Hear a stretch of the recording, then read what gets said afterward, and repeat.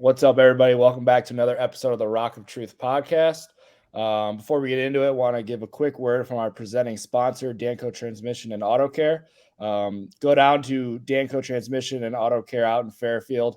Tell them Soppy sent you. Tell them Stady sent you. Tell them Joe Met sent you. And he just might give you a discount on your next oil change. So go down to Danco Transmission and Auto Care. Tell them the Rock of Truth sent you. Stady, how we doing, brother? What up, Soppy?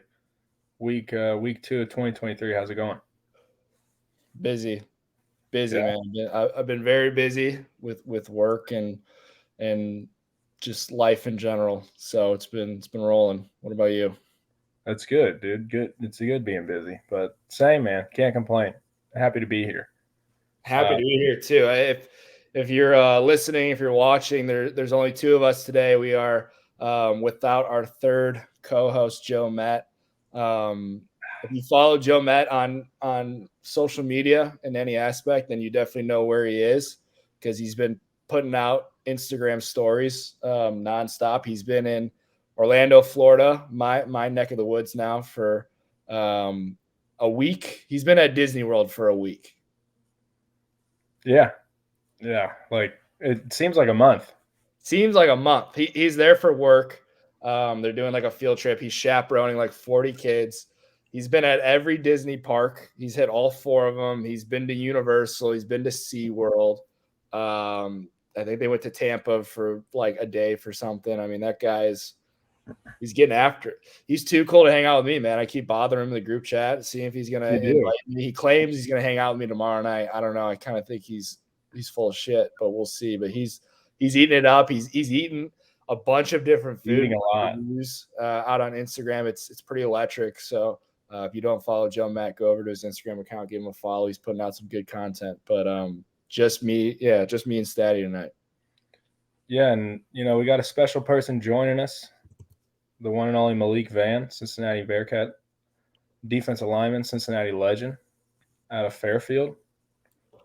Big guest tonight. Big guest tonight. Big time anticipated interview. Should we just roll him in here right now? I think we knocked the doors down. Let's get it rolling. Get right into it. Malik, what's going on, brother? Yo, what's good? Good, man. It's good. Y'all can hear me? Yeah, I think we might have a wild lag.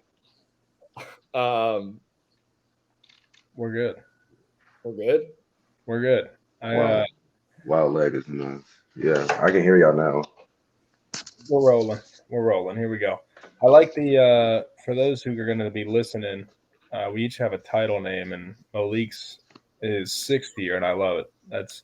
We're just going to get right to it, man. Congratulations. You get to come back another year. Yeah, man. Got my medical red shirt. Played 2 games this season, tore my pec. Now I get to come back. Got a chance to redo it. That's awesome. We're happy to have you back. What went into that decision? There's a lot been going on with the program. I'm sure you have a lot going on in your own life. What was the decision that, why did you decide to come back rather than go to the draft?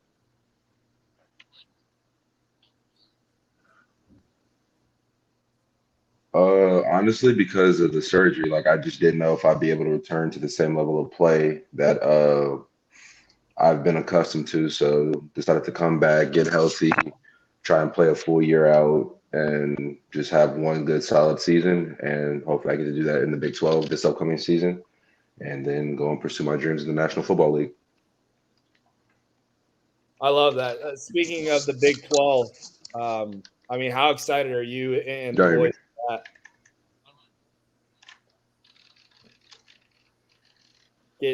How excited are we for what? Getting in the Big 12, man. You're not playing Navy and down in Houston, or I guess you still will be playing Houston, but Navy or South Florida or anything like that. Like, going down to Texas and Oklahoma and, playing some big time football. I'm more excited to like have real away game atmospheres, honestly. Obviously, UCF bounce house, that gets crazy. That's probably really it in our conference, but not to play Navy anymore, not to get chopped is going to be a major plus. You don't have to worry about that or triple option practice anymore. And Steady and Juke both know how those get. Uh, Brutal. we're ready to go, man. Got a whole bunch of new faces on the roster, ready to see what they can do, ready to see what we all can do together, and hopefully we are able to compete day one in the Big 12. Well, we Joe, will compete, but our guy Joe Met would have loved that answer. He could not stop talking about just the Big 12, how the other schools' fan bases are just they're legit. They actually have an alumni presence and they kind of get after it. So he would have loved that answer and talk a little bit more. Just like you said, you got new guys coming in. I think a lot of talented guys coming in. You still have a lot of pieces that stayed from last year's team. Just yeah. A weekend I think with the full staff put together there. How's it rolling along? Is it just an exciting time, or how's it going? It's definitely an exciting time. It's a different feeling that we have. Always new staff can lead to uncertainties and different things, but the staff they brought in, they're really good. Got to sit down and talk with them. The DC, the new linebackers coach, and hell, even the O-line coach. I talked to him probably the most out of anybody. It just started off with me asking him a question. We ended up talking for an hour. So I'm really excited about the staff. They're all approachable. They're all like they are all good at their job. You can talk to them, open doors, and the strength staff is great. Added a bunch of new wrinkles to some of the stuff that we have been doing. So it's a good little change up for us. That's great. And can you talk a little bit just how huge it is to be able to have Coach Stu come back just to be in that D line room?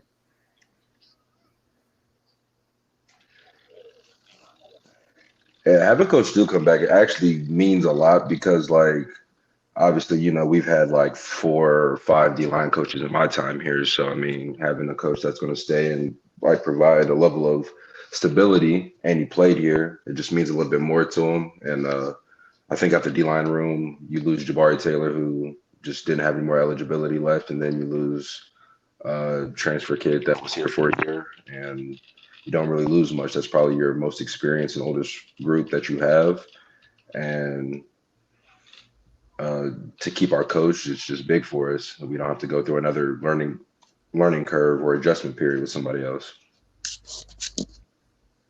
Yeah, which is huge. And I want to focus on the new staff and moving forward, everything we got going on. But I gotta ask about your opinions on what went down, and Coach Fickell leaving, taking a lot of guys, taking Brady and everybody.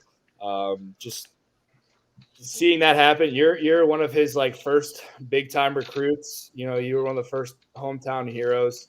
It was a big deal to keep you here. I know you guys had a good relationship, but was it something you were blindsided by, or was it something that you guys kind of got a feel, or what was that process just like? I've been through it before. It's different. When I was there forever ago, Tuberville left and Fickell came in. It's weird. It's a lot of gray area. You don't really know what's going on, but just curious your thoughts on, what it was like, your feelings on what went down, and if you were expecting it, if you weren't expecting it, or what. I mean, obviously the news broke earlier in the morning, and we just have a team meeting usually coming back, and we just thought it was a regular scheduled team meeting, and then all of a sudden got moved up 4 hours, 5 hours. So we were like, okay, this must be true. Like, to be blindsided, I mean, not honestly, not really, because I mean, just how much time longer was he like going to stay like after my class departs? So it was kind of one of those situations where like you just knew it was going to come, you just didn't know when. You weren't really gonna be blindsided when it did happen because you just knew eventually it was going to come. Yeah. I mean, that makes sense. I think we all really we're big fans of Coach Fickell. Like, at least I guess I can only speak for myself, but I got the feeling everybody else really enjoyed playing for him. I enjoyed working under him, but I think we all kind of had a feeling that at some point, I don't think we thought that he was going to be the coach forever at UC, and that at some point he was going to move on. But yeah, it's interesting to just kind of hear that coming from you. And what has Coach Satterfield said so far? I mean, like, has he come in? Is he trying to establish a culture that's, different from what was there before? Or like, what is he telling you guys at this point? We've had 2 team meetings. He's fundamentally still the same as Fick. Like, he still believes in certain values that Fick had, but obviously you're your own coach, you're your own person, so you have your own things in which you believe in too. So it's not too much different, but he did emphasize, like, we're going to work hard. Like, that's going to be the basis fundamental of it, but we're going to have fun while doing it. And then he just had all these examples, and one of his old players is actually one of our strength coaches now, and he could attest to it. So I'm definitely excited to see what it's like to play under Shad for this next year and this next season. But obviously it's going to be different. So see if I will adjust to it. Yeah, and you talk about that adjustment, and just quick backstory. If y'all are talking, I can't hear you.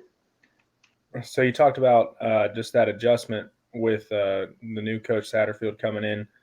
Can you, a little backstory? You're from Fairfield. You were the first kind of hometown hero type guy that came in. You helped adjust the program, when Fick came in. Now, what do you think about a second time around? Kind of, you get your 6-year opportunity just to leave the program even better after you found it, or then you found it. That was kind of our big thing from my class, just coming in and obviously coming on and off of 2 4-8 seasons, I believe, and you just want to leave the program in a better place than what you found it, and that's something we did so far. And now moving into this next chapter in our school's history, you want to try and still put up the same level of competition or same level of play that the fans have been accustomed to, and same as the players. You don't want there to be a drop off, so you're going to do everything you can in the off season, camp, spring ball, summer lifts, everything you can do to not let that happen and to not lose 4 games again. I lost 4 games in 3 years. 4 games in the season is outrageous. Yeah, that's funny you say that, because like you mentioned, me and Soppy being part of those 4-8s, it was tough, man. And especially that second one, you come in, we worked so hard and still end up not doing too great. But that's awesome, man. What would you say? We talked kind of on a different episode when you got injured earlier this year about just how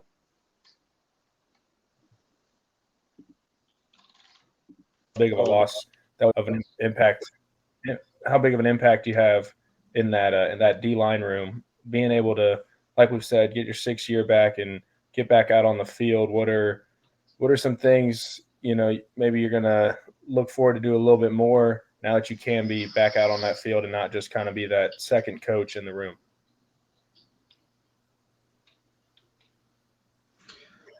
Honestly, just playing, bro. It's happened back-to-back seasons. You work so hard in the off season, you work so hard to be healthy and have your body feel a certain way. Then all of a sudden you take a shot or you try to make a play, and then the season's gone. Like, so, like, I don't know. Like, me personally, is probably being more like appreciative of the opportunities I do get, because having my ankle in 21, my season just kind of derailed from the season I was having, and it hurt. Like, I just couldn't play to what I was doing earlier in the season, and then coming back from it, had ankle surgery in January, came back for spring ball, came back for summer workouts. Body felt really good. It's the best I felt in a long time.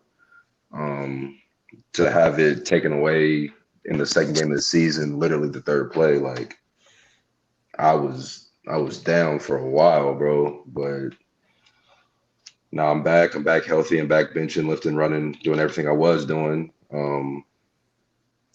just excited to be back in the room and back playing the game of football, like, and try to end it on my terms, not my body just kind of giving up.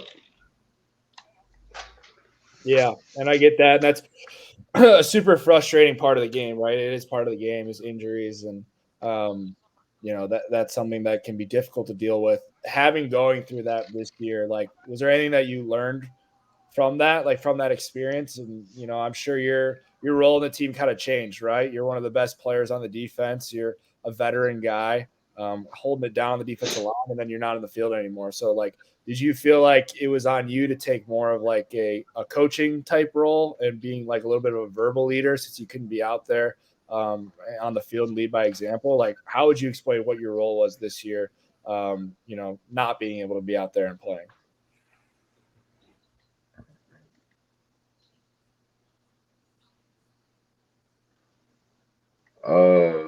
If I think I heard it right, you cut out a few times. Like, my role last year was just to be that second coach to help Eric out whenever he needed it, to help like Justin and Noah and all them guys out whenever they needed it. Because like obviously I knew the defense, I played against these teams for quite a while, so just offering what I can to them to help them to put them in the best positions to be successful was just my job.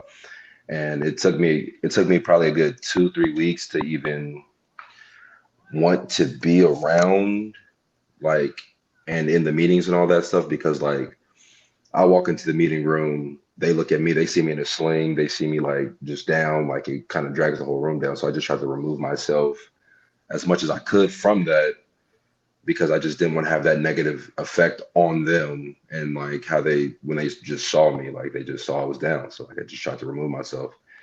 And it just took me a while, a few conversations with older coaches and people in my life that they were like, all right, they like need you within the room. They need you to help. They need you to do this and be this for them. So obviously you come to a point, you got to put your own selfishness and own hurt to the side and do it for the greater good of your team.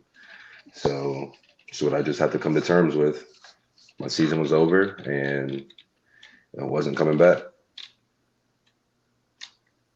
Man, that's powerful right there. I love that, Malik. That's again kind of character we would test it on a couple times previous on this show, and we're so excited to see you back out on the field this coming season.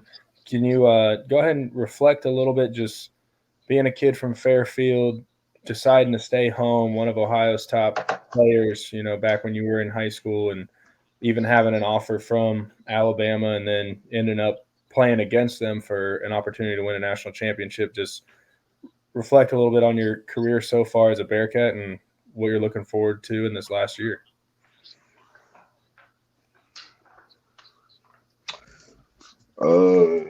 My career has actually just been like kind of crazy, bro. Like you play all these games, you expect it to go one way, but life obviously takes you in a different direction. You just think nothing, injuries and stuff like this will never happen to you until they happen to you, and now you're stuck with decisions of like, do you want to keep doing this? And obviously, you do want to keep doing this, and you want to do this uh, as well as you can for as long as you can. But if I couldn't anymore, then I would just have to hang it up. But I get another year, I get another chance. That's what I'm most excited for. But my reflection, it's just been a crazy ride, bro. 11 win seasons, 2 back-to-back New Year's Six bowls, making the college football playoff, which I didn't think would happen for a G5 school.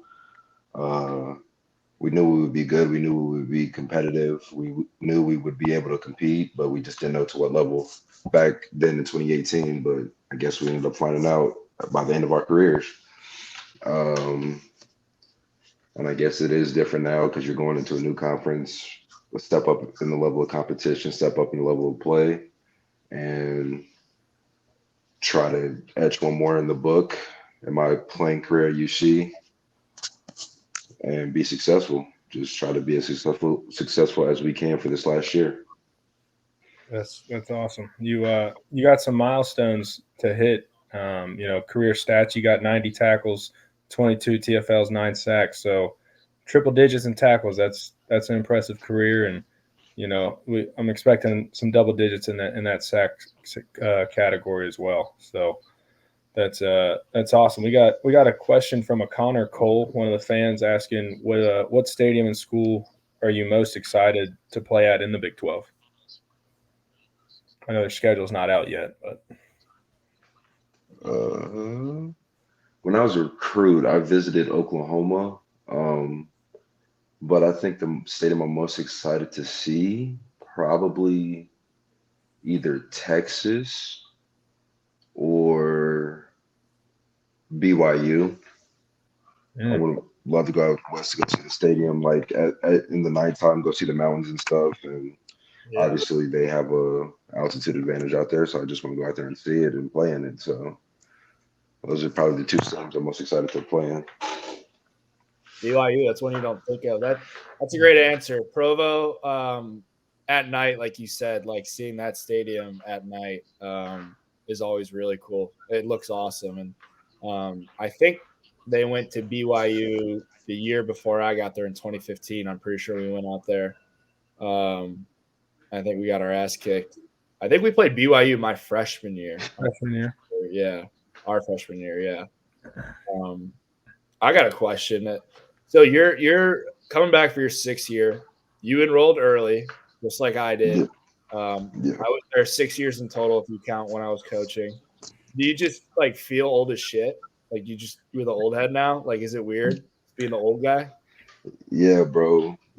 So obviously, like when y'all met me, I was a 17-year-old kid just coming into the locker room. I look at Morgan James, who's 28 years old, and I have Cope, who's 23, Cortez, who's 23, Brown, who's 22. Like, and I'm playing 4 years with these guys, and now they're gone. I'm the old head. I'm here for 6 years. Like, I used to talk crazy to Kurt for doing 6 years and Brown, like during camp, and now the roles reversed. Like, I was going crazy to Barry during camp last season. Like, it is what it is. Like, now I'm in the shoes of the 6th year.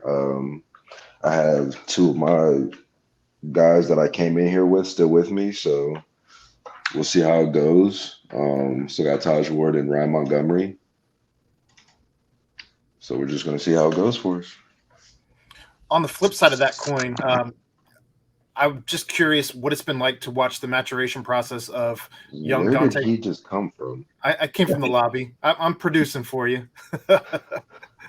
But what's it been like seeing the maturation of Dante Corleone as he's gone from a guy who Chad's talked about it, where he struggled, even doing the steps in the stadium, and guys helping him out, getting around the stadium when he was doing some of that, to being the #1 ranked player in the country according to PFF and winning accolades like today he received the Football Writers Association. It was all freshman team, I believe. So just crazy to watch that.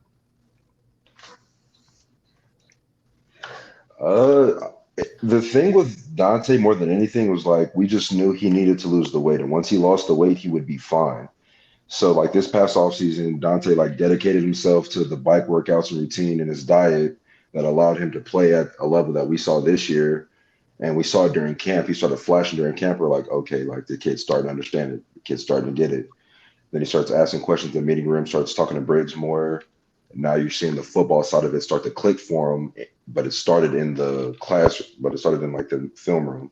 So everything you saw was like a testament to not only him, but Juwan Briggs. Like Briggs helped him out a lot. And then he took everything Briggs taught him and told him, and he listened to him, and it ended up working out. It ended up being an All-American and a freshman All-American. And you bring up Juwan Briggs. How surprised were you? It's actually nice to see. It's good to see young boys progress. Go ahead. You said what?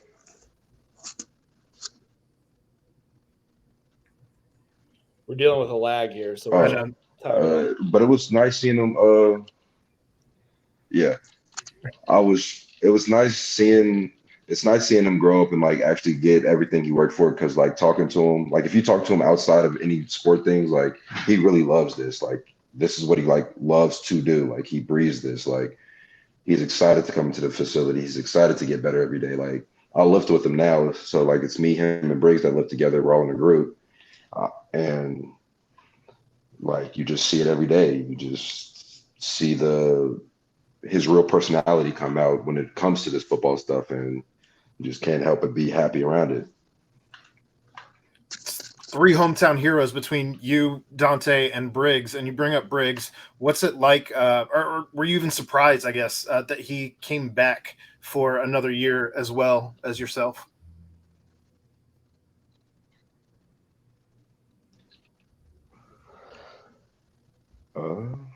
Honestly, that whole question just broke out. Okay. You bring up Juwan Briggs. Were you surprised that he also came back for another year like you did?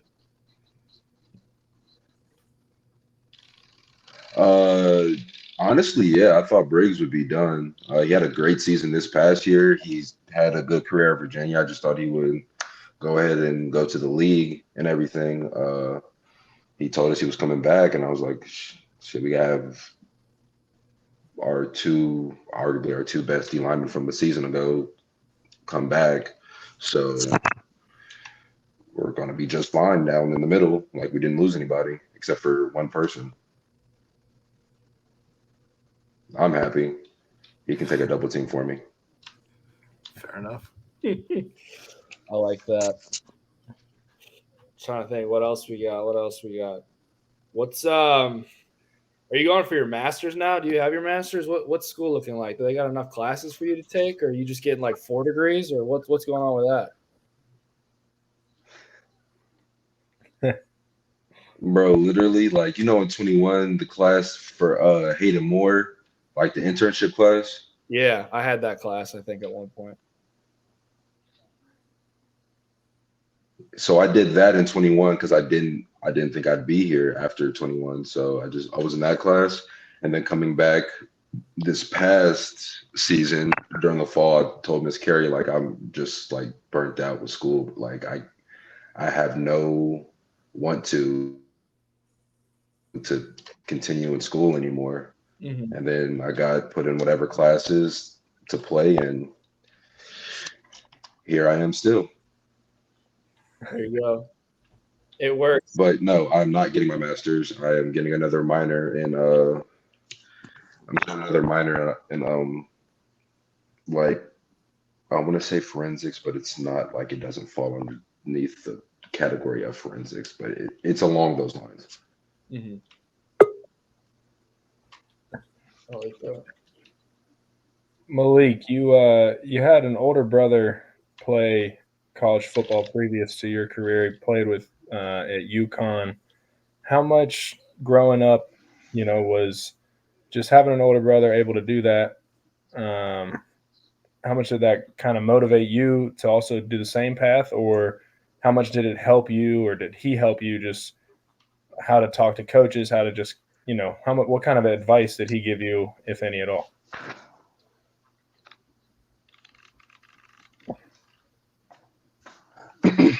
He helped me a lot. Like he's the reason why I started playing football. Like I started playing football when I was like 5 or 6, and we were always around each other. And I just saw what he was doing, and it looked like a fun sport to play at the time. So I picked up the helmet, and ever since then, I've been playing. And then when he started getting recruited and stuff, we started going on visits to all these different colleges, and I'm like 9, 10 years old. It was all fun, and I just wanted everything he had. So he told me what I had to do and the things that he gave up and he had to sacrifice because he knew where he wanted to go. It's just a choice I made, and I stuck with it. Got to work out with him and do his like college training stuff over the summer when he would be home, and over the winter when he'd be home. So that helped me a lot, just to know what was to be expecting going into college, and then just to push me to where he knows I can be. And obviously he's one of the smarter football people I know, so I can just ask him a bunch of questions about on the field stuff that he had to go through and how he would handle this situation on the field, and ask him questions about hand placement, block destruction, block shedding, and all those things. So he helped me out a lot in the process, but he's probably, honestly, if I have to like rate it, he's probably still a better ball player than I am. Damn, that's awesome.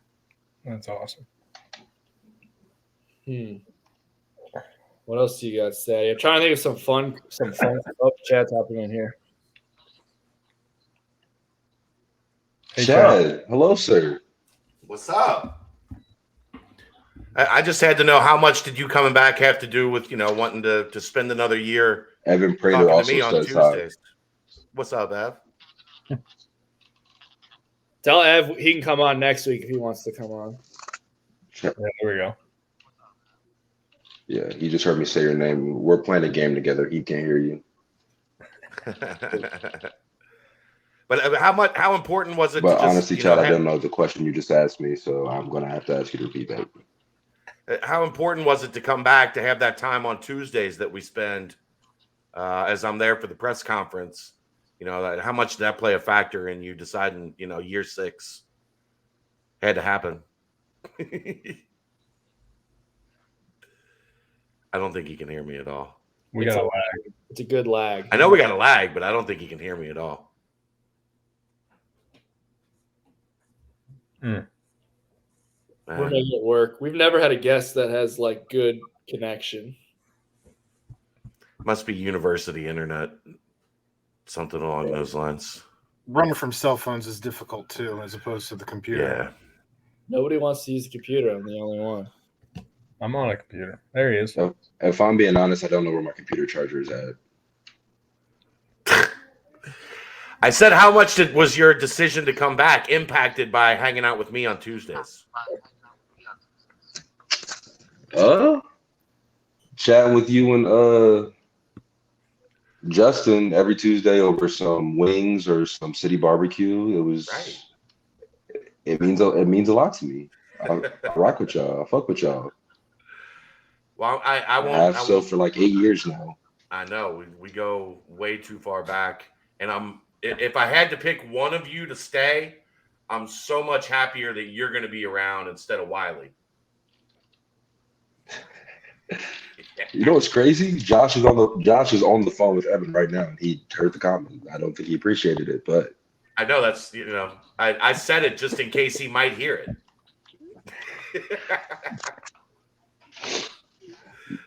Man. Actually, I need to call him. I hadn't talked to him since he left up out of here. All right, well, I'll let you guys carry on. Malik. Good to see you, brother. I should be back on campus here in a couple weeks, so I'll catch you when I get back. Oh, for sure. All right, appreciate you, man. Yep.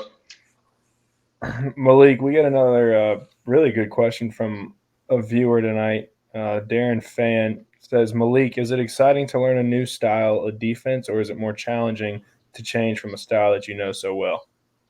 Oh, it's definitely going to be more challenging. Louisville's defense is like a 3-4, 4-2-5 hybrid, and obviously we played a 4-3, 3-3-5 stack type look.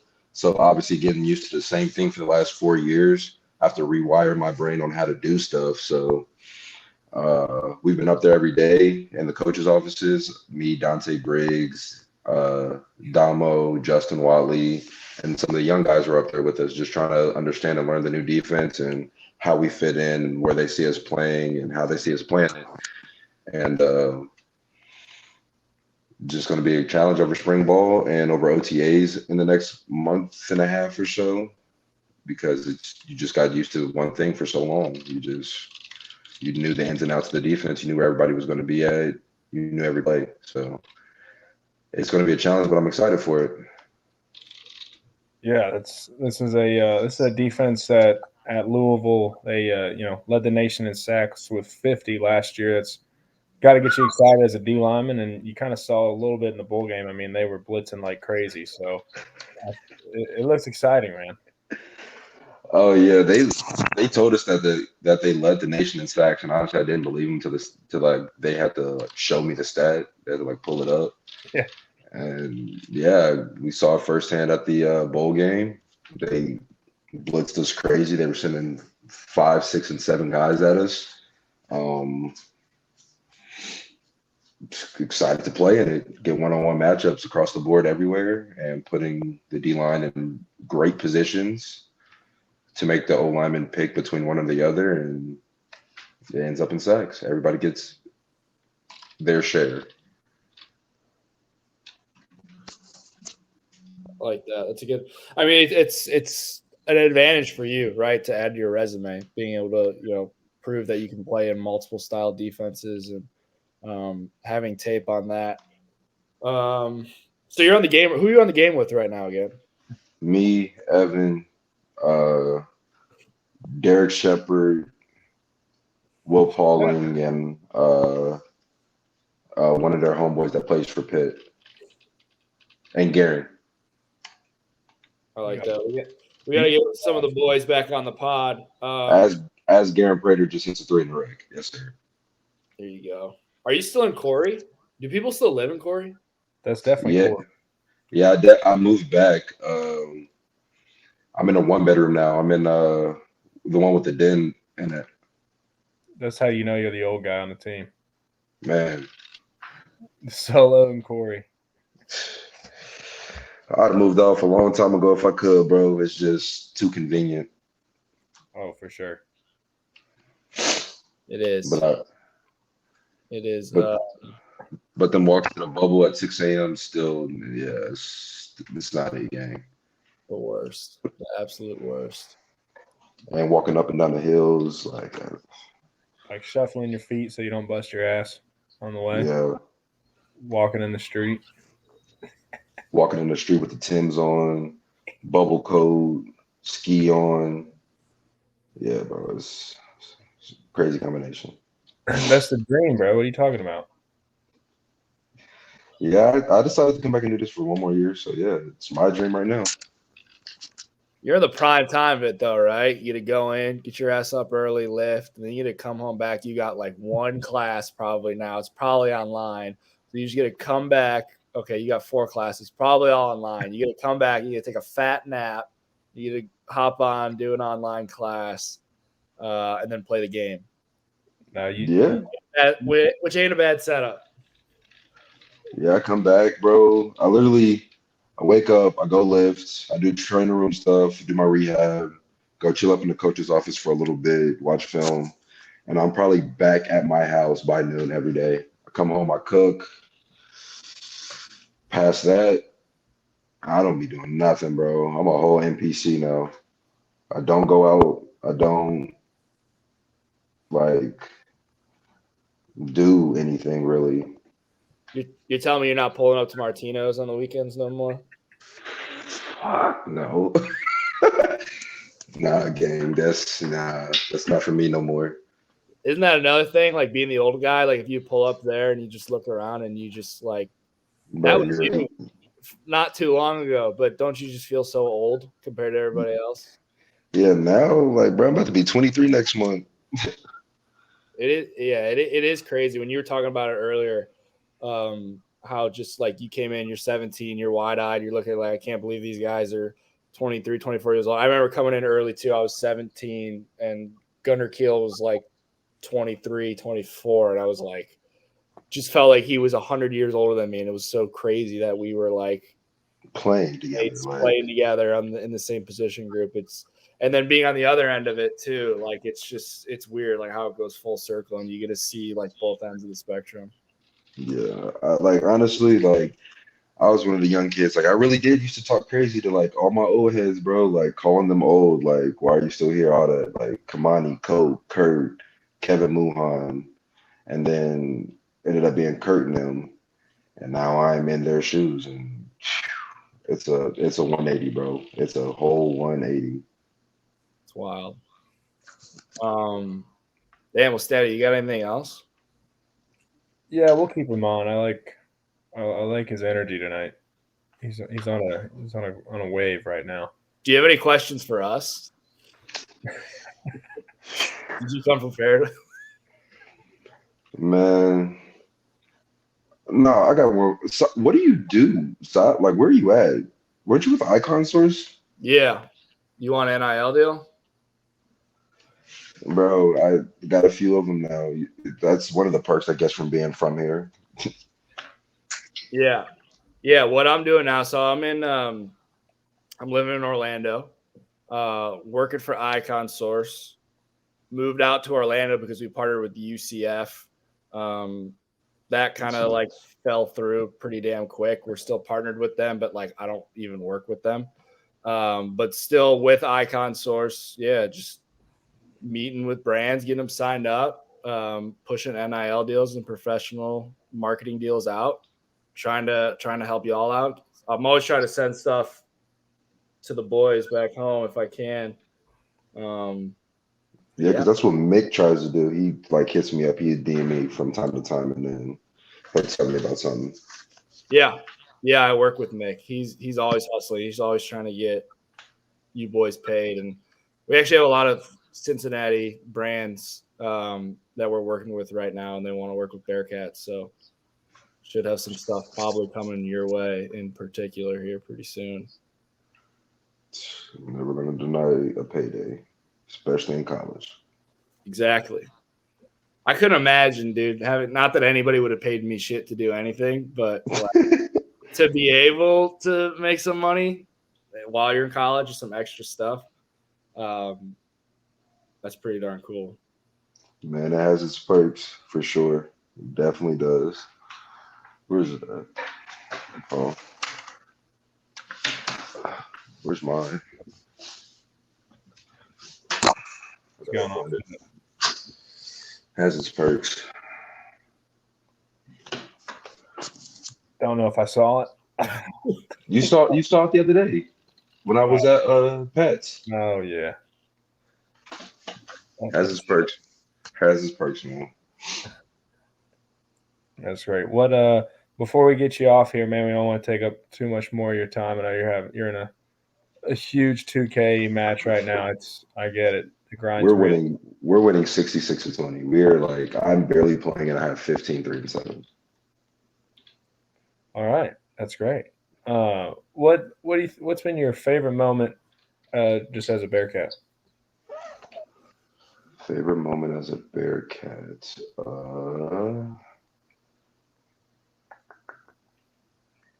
I got two of them.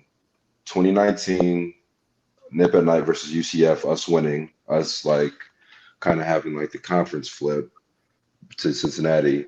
And then in 2021, we were at the senior like banquet thing at the end of the year. Yeah. And ESPN and everything was in there, and then seeing our logo come up at number 4. I remember that. That's dope. Yeah, that was probably like one of those moments where like, Damn. holy shit, we did it. Like that was really cool. That's badass. Like the committee actually was like, you know what, reward them. I just didn't think it would happen.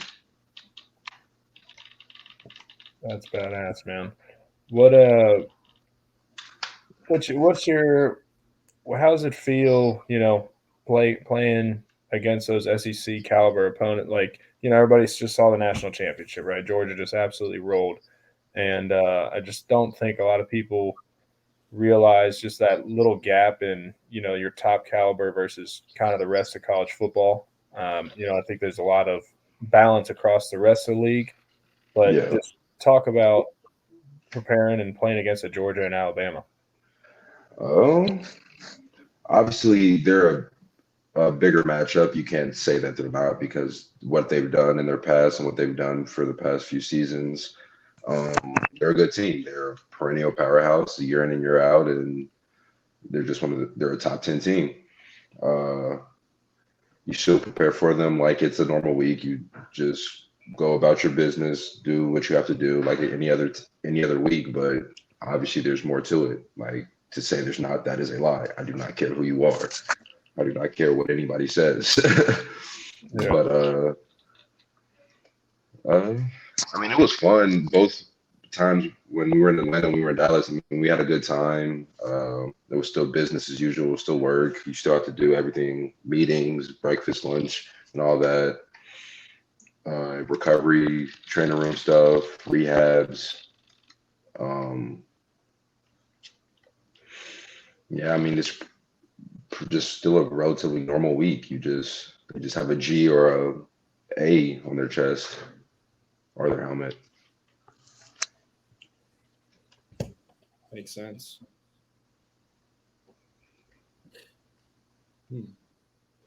All right. Well, appreciate you hopping on here, Malik. I know we took 40 minutes of your time, but hopefully you enjoyed it a little bit. I thought you had a lot of great insight, a lot of really like thoughtful answers, and it's, you know, the people that come on here are big fans of yours and have been following you for a long time. So I think they're probably pretty excited to hear what you had to say. And, you know, we wish you the best of luck. I'm sure we'll talk to you pretty soon. I know Stady and you guys communicate pretty frequently, but if you don't hear from me anytime soon, man, you know, I'm rooting for you. Glad you're coming back, and, you know, appreciate you hopping on here with us. Yeah, no problem, bro. Anytime y'all need me, one of y'all holler at me. I'll get on. I got nothing better to do but play the game. I like it. Love it, Leak. We've always had a little Rock of Truth bump on mid season. Like when we have a guest on, like the next game, they would just kind of ball out or do like Do had like the best game of his life after our episode. So we're excited for week 1 for you. It's a long way away, but we know the bump's coming. So Yeah, we appreciate you, bro. or maybe even on the game. Like maybe you just or- go the fuck off like tomorrow and moving forward. Man, I hope I could. Who do we play first? Pitt? I have no idea what your schedule is. I think it's either Pitt or Miami, Ohio. I want to say it's Pitt, but yeah. We Go play the out Pitt and- Panthers this year. Yeah. Bring Wow. back a rivalry. Them, WV, Miami, Ohio, all in a year. 2 trophy games in 1 year. Let's go. Man. And that game, too, growing up, you watch Pat White, Steve Slayton, Tavon. Like, I don't care who you are. Everybody watched Tavon Austin. Highlights. You open up with Eastern. Eastern. Okay. Soppy, what's their mascot? Colonel? Eastern Kentucky. Nice. I wasn't gonna get that if Malik didn't say it. To be honest, I know it, but it was not gonna come to my head. All right, Eastern, Pitt, Miami. Let's keep scrolling through that.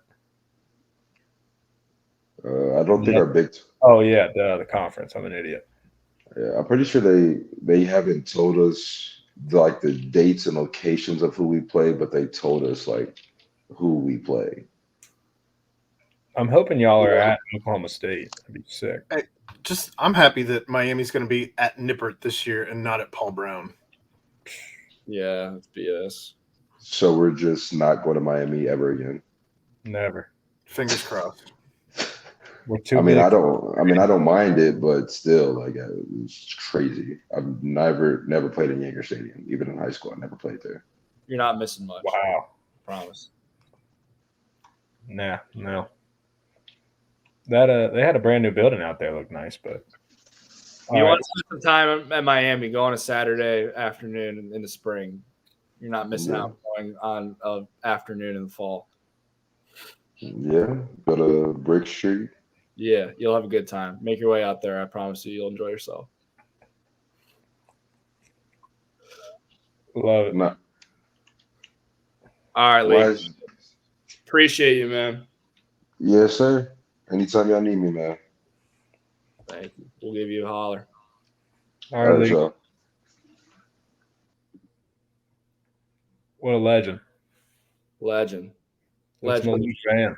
Number 42 in your programs, number 1 in your hearts. That's good stuff, man. He had some good answers. We got all the old heads on. Now we got to find some young bucks. Yeah. Get some referrals to get on here and talk to them. Yeah, I like that. I like that referral. Yeah. Maybe perspective. Yeah. I'm a fan of that. I think that was awesome by Malik to share just his growth over last year and kind of being real, with everybody just kind of outside of the game, just looks at game day and thinks it's all, sunshine, rainbows. A lot of people do. And just being able to hear from the athlete himself and saying just how hard it was for him to not be able to be between the white lines, and now how appreciative and grateful he is to be able to come back. I thought that was a really powerful statement by him. I loved it. Yeah.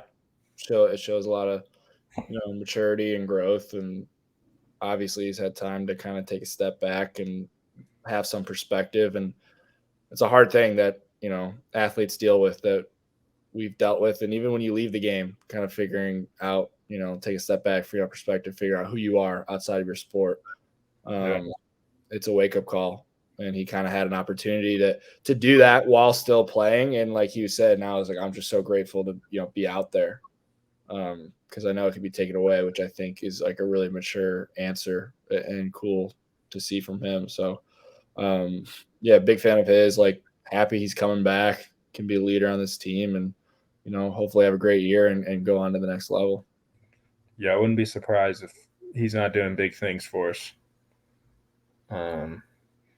Yeah, man. I mean, we kind of got the rest of the staff together.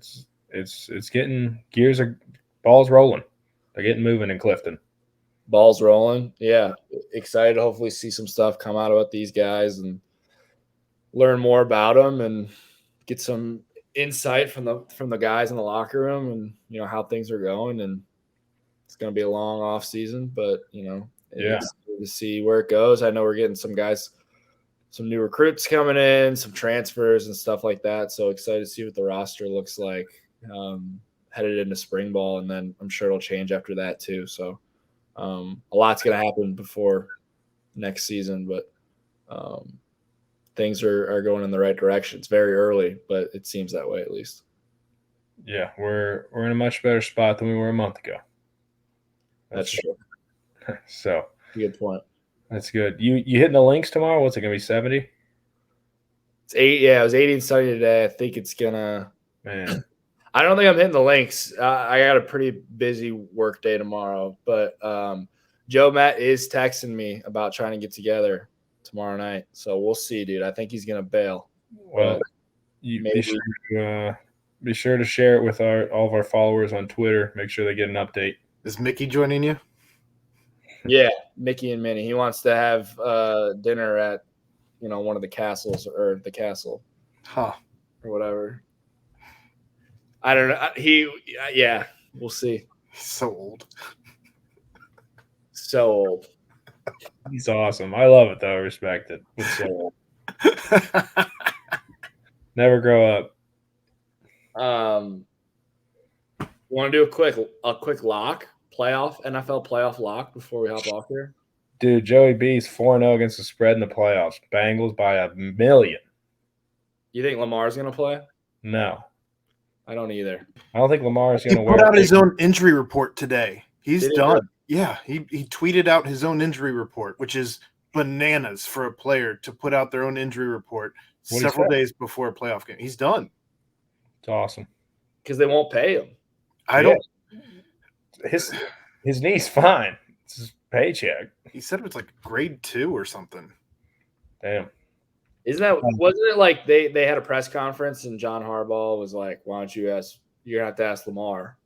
Like he wouldn't say what his injury was. He was like, you're going to have to ask Lamar. He said, he tweeted this out 4 hours ago. He said, thank you everyone for your support and concerns regarding my injuries. I want to give you all an update as I am in the recovery process. I've suffered a PCL grade 2 sprain on the borderline of a strain 3. There is still inflammation surrounding my knee and my knee remains unstable. I'm still in good spirits as I continue with treatments on the road to recovery.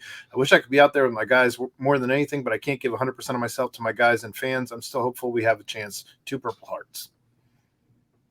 So he's done. Yeah. Well, I like Bengals minus 9.5 then. A lot. I liked it before, now I really like it. Joey B, man. I've just never seen a quarterback of all positions, but anybody put out their own injury report 3 days before a playoff game. That's Lamar, man. He can do whatever he wants. That's wild. It is wild. Dude, I don't know how the Ravens are good. Like they stink, don't they? How did they go? Like, were they 10-7? They started off hot. Yeah, they started 8-1 or something crazy.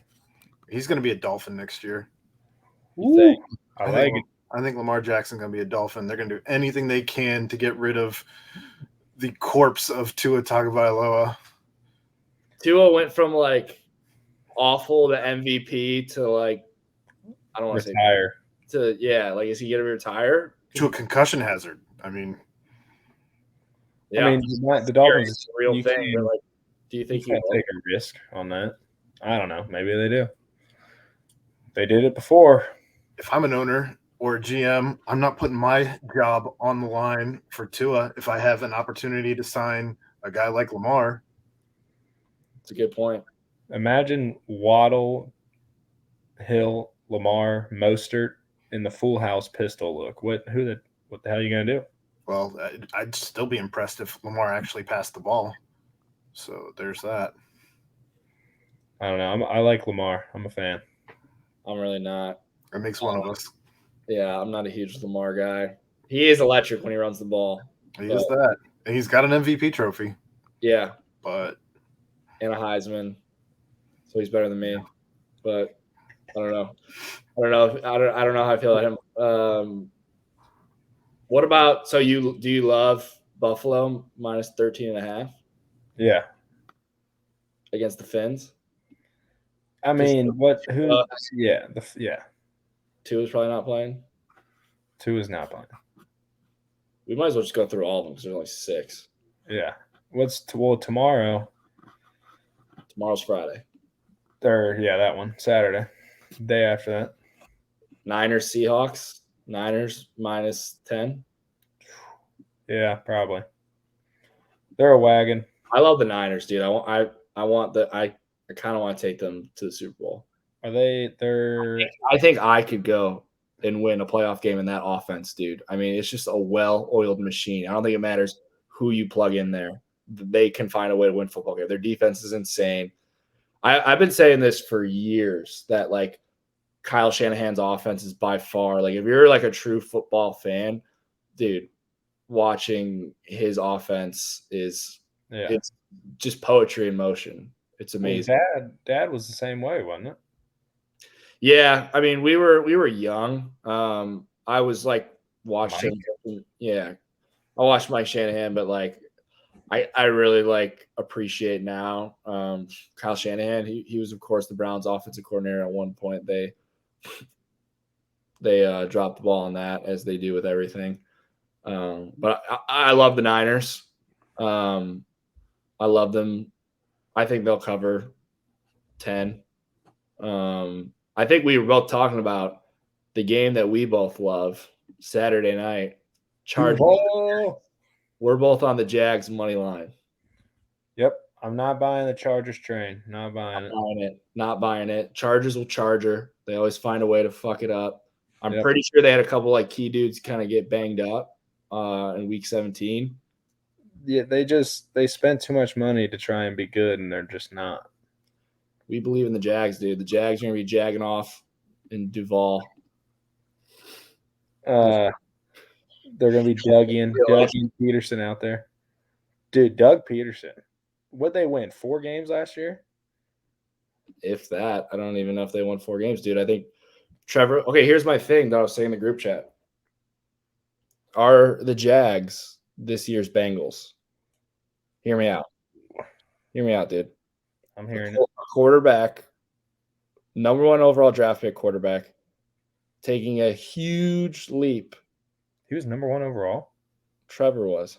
Holy shit. Because Joe Burrow was in his second year last year, right? Yeah. Taking a huge leap from year 1 to year 2. Yeah. Right? Going hot into the playoffs. Dude, now I'm forgetting, but I had a whole like laundry list of like facts that like why this made sense. The problem is the Bengals are hotter. I mean, Trevor Lawrence is balling. They got a great coach. They're playing at home. If they win, they got to go beat the Chiefs at Arrowhead. Which I don't think they do. They got a great kicker. They do have a good kicker. Trying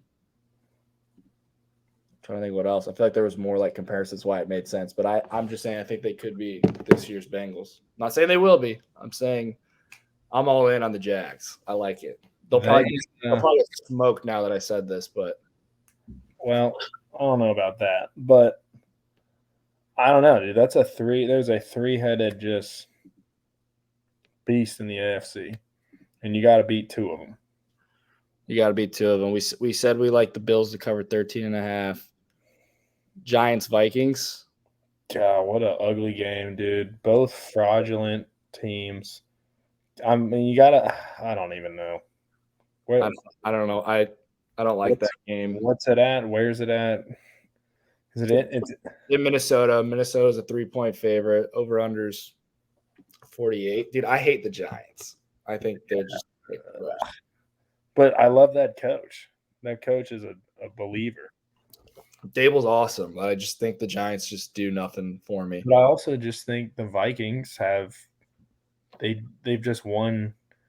They're like us. They got Krosa as their kicker. They just keep drilling game winners. Yeah. I like to win by 3. I don't know. I can see them. Who would they play next? The Niners? Probably. Yeah, I think so. Because Philly's a 2 or Philly's a 1.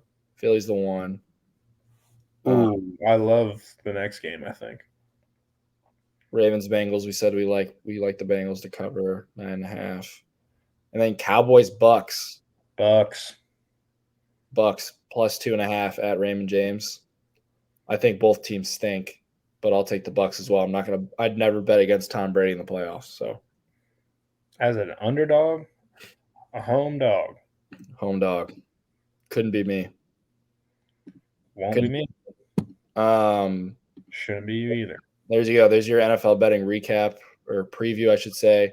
National championship game. We kind of go ahead, Aaron. As always, I do want to remind you that gambling can be addictive. Please play responsibly. If you or someone you know has a gambling problem and wants help, call 1-800-GAMBLER in the U.S. This service is intended for adult users only. Individuals must be 21 and older to participate in sports betting and iGaming in the U.S. Thank you, Aaron. Keep that in mind. Yeah, man. In the national championship game too, we kind of like mentioned at one point with interviewing Malik. We don't need to dive into it, but like, holy shit, that was an ass whooping. Shout out to Georgia. We think we all knew they were like the better team going into it, but we were all wanted the like Cinderella story of TCU, or at least TCU to cover. I think they were the Rocks. Brutal. I mean, I've talked myself into Stetson Bennett. I've talked myself from Stetson Bennett going to like own a car dealership next year and selling cars to being like a 5th round draft pick. I think he's proved himself, dude, in the biggest games. Like somebody will give him a shot. They should. If you put Stetson Bennett right in the 49ers offense right now, like you can't tell me he would be any different than Brock Purdy. Nah, he looked sharp. He looked on it last night in the game. Yeah. No, I said last night. But they were impressive. So yeah, congrats to them. We'll be the Bearcats next year. I think Georgia, with that, they become the Rocks like lock of the week, winner of the year. They definitely won the most. Yeah, we've been on that. Well, they're the best team in college football, and they've been all year, and they left no doubt. So, yeah, dude. Well, let's wrap this shit up, bro. You got anything else? I'm good, man. We'll touch more on basketball next week, I think. Bearcats with a decent week, but don't have a lot there. Was main focus on Malik. Awesome having him come on and sharing some good insight of what's going on the 7th floor in the Triangle building. Yes, sir. Go Bearcats. Go Cats.